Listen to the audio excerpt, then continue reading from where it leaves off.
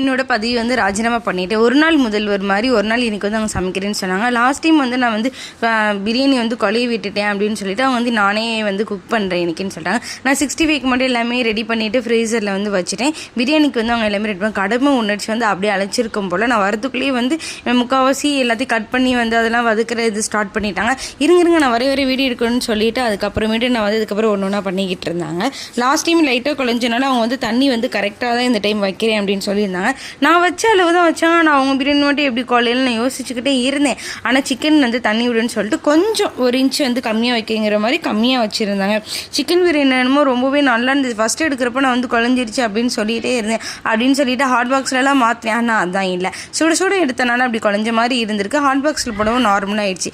டேஸ்ட்டும் ரொம்பவே நல்லா இருந்தது. லாஸ்ட்டாக இந்த 65 வந்து நான் மறந்தே போயிட்டேன். அதை நம்ம தனியாக தான் சாப்பிட்டேன். என்ன காலிலேருந்து சாப்பிடல, டேரெக்டாக பிரியாணிக்காக தான் வெயிட்டிங். அதனால் பசியில் சாப்பிட்டாச்சு.